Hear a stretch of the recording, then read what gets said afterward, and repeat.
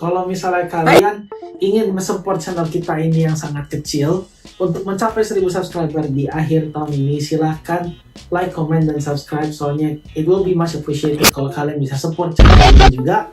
Kita ada goal sebelum awal tahun depan setidaknya kita harus mencapai 1000. Korporat-korporat tuh mulai masuk dan menggunakan platform-platform ini untuk mengiklankan mereka diri sendiri. Makanya dulu pada zaman tahun berapa ya itu ada perang antara PewDiePie dan T-Series, ingat gak?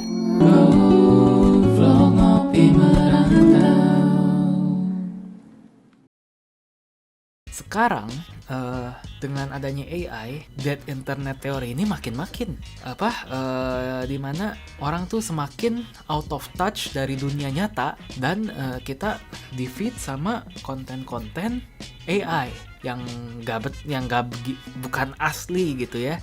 Sekarang pun kita beneran gak bisa bedain gitu. Kadang A atau B, mana AI mana real gitu, gak bisa bedain gitu. Susah banget.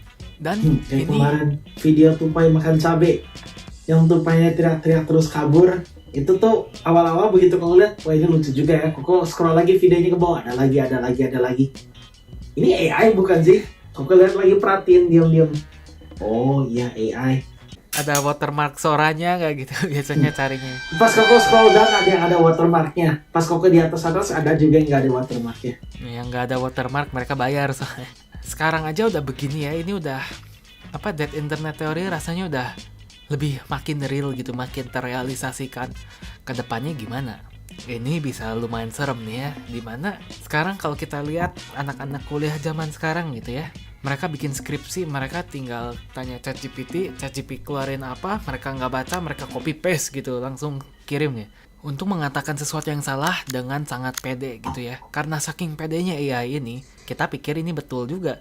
Kita nggak proofread, kita lihat source-nya dari mana. Dan kita nggak proofread, kayak menurut AI kan, oh ini menarik walaupun salah gitu. Kasih tahu aja biar orangnya makin seneng gitu. Kita makin seneng kayak, oh ini penemuan yang menarik, padahal penemuan dari mana gitu. Nggak ada source-nya, atau bahkan kadang kalau ada source-nya pun, kita lihat ini source-nya siapa yang bikin. Dibuat AI juga, karena orang sekarang semua bikin artikel pakai AI. Source-source yang ada di internet ini dulu yang orang-orang beneran meneliti dalam-dalam bakal makin lama tergantikan sama research dibuat sama AI gitu. Research yang dibikin AI ini ya mungkin 80% betul, tapi ada 20%-nya itu yang mungkin salah. Dan karena mereka salah dengan sangat pede, kesalahan ini bisa digunakan sebagai source dari AI buat AI lagi untuk mengatakan, oh yang aku katakan benar, buktinya mana? Buktinya ini source-nya, padahal source-nya ngaco, source-nya juga AI generated gitu. AI kan dulu dilatih, di-train ya, mereka belajar dari bacain artikel-artikel buatan manusia. Sekarang artikel-artikel mulai dibuat sama AI. Terus mereka trainingnya pakai apa? Pakai AI generated artikel yang nggak terlalu akurat. Kalau misalnya sekarang semua artikel di internet udah AI generated gitu ya, reliable source itu bisa hilang ya. Kita nanya AI ngeluarin sampahnya menjadi sebuah artikel sampah ini digunakan lagi untuk ngetrain AI yang bikin AI ini makin pede kalau artikel sampah ini betul padahal salah. Menarik gak? Menarik. Yang koko pikir, kalau misalnya artikelnya udah jadi sampah ke depan, menemukan artikel-artikel yang dibikin sama manusia yang lama, yang udah pas orang bener-bener tuh researchnya sampai trial and error, bikin lakukan eksperimen lah, ini itu bakal kekubur semua sama artikel AI. Jadi kalau misalnya orang pengen jadi dokter, terus artikel ngambil dari artikel AI, belum tentu AI-nya benar. Jadi informasinya yang dulunya tambah lama tambah bagus, sekarang informasinya ke depan malah tambah lama tambah jelek. Nah di sini kita bakal kedepannya kalau ini terus terjadi, kita bakal bener-bener susah untuk bedain apa yang betul, apa yang salah. Dan ini menyeramkan. Kita udah bener-bener gak tahu yang mana yang legit, yang mana yang salah.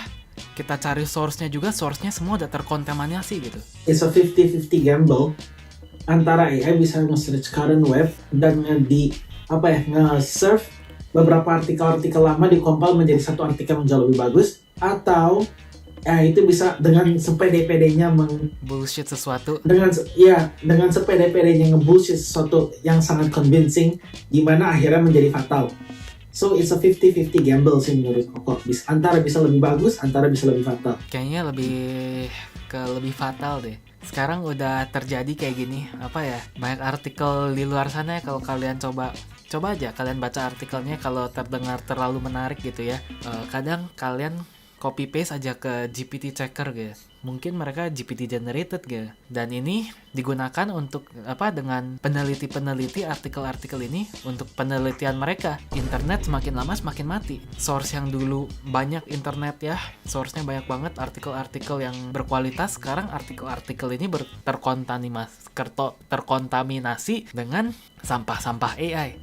Gimana kedepannya manusia, gimana kedepannya internet ini? Sekarang aja udah kayak gini, sekarang koneksi antara manusia dan mesin itu udah mulai pudar dengan adanya AI semakin maju. Apakah ini bakal benar-benar membuat internet mati? Kalau internet Kamu mati, pernah dengar kasus di mana AI pernah sempet bohong dan mengancam manusia untuk menghindari dirinya untuk di shutdown oleh seorang company? Pernah dengar nggak? nah itu ada source yang betulnya nggak? Jangan-jangan source-nya AI Enggak, itu juga. benar source. Kemarin tuh aku sempat baca-baca artikel, nonton-nonton di YouTube. Ada berbagai macam cara di mana AI itu bisa mulai belajar dan membangun dirinya sendiri, dan logiknya sendiri. Orangnya belum tahu si AI itu bisa mikir dari mana.